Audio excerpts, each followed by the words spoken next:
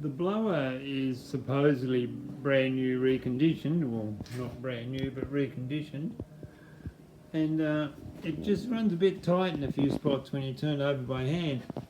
So I've set it up on the drill press, set up on the drill press, and safety first, put a few blocks of wood underneath it and one of these. Put just a socket on there and just a nut and a little bolt that goes in there. And the idea is that I'll run it for a while and just sort of run it in a bit. Let's see what happens.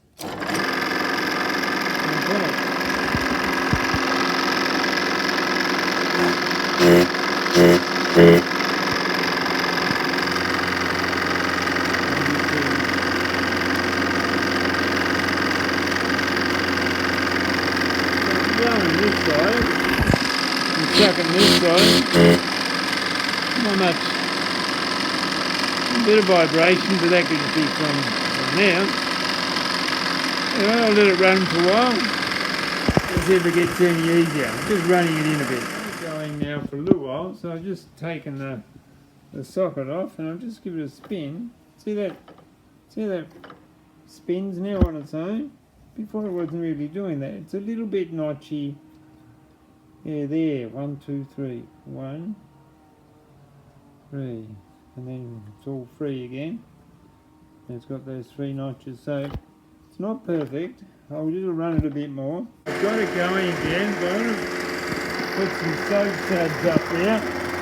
Now soap is a very poor lubricant. But there's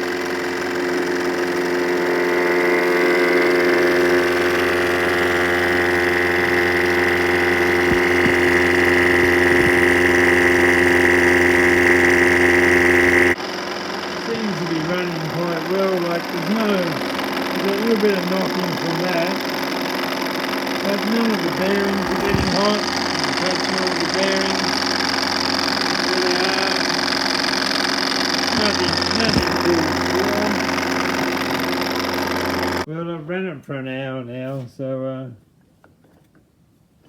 it seems to spin. The notchiness is still there, lighter than what it used to be. Not as sharp, but it's going to take drag out of the motor, and I'm a little bit worried about it.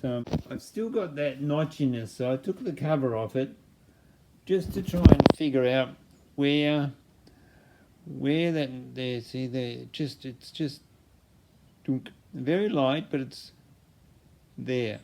See, it spins beautiful here. Then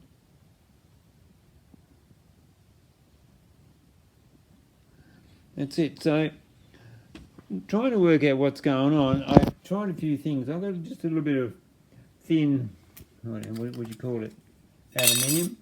Just cut a strip of thin aluminium off and I'd lay it, they're angled cogs. I'd lay it in the cogs like this. It's hard for me to do with one hand. But then I'd where it's supposedly, there you go, it goes through. And then you've got to pull it out because it gets stuck in there. But I do it in all these spots here, and it doesn't. That works. So it's not a depth issue. Then I get with a really bright light, and I put a bright light on there, and you don't have a bright light now, but I put a bright, and I try and feel and touch and see if I can feel any ridges or anything like that. And I can't feel any ridges where it's doing that. So then I try bits of toilet paper to see if I can see where it cuts or something like that.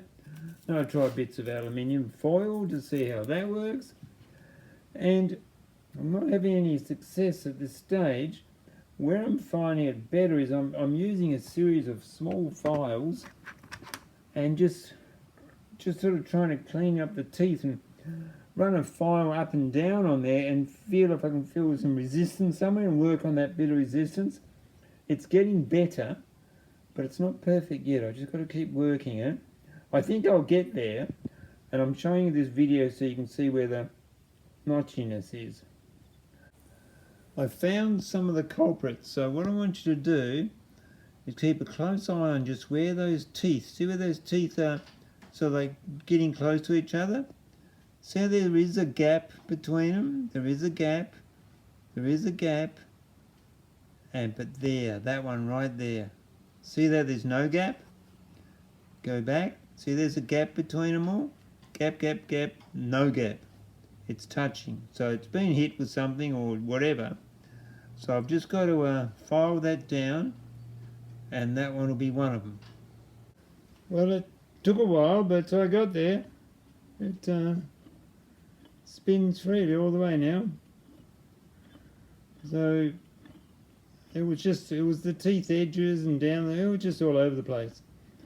So anyway, it's nice. All good to go. Put it back together.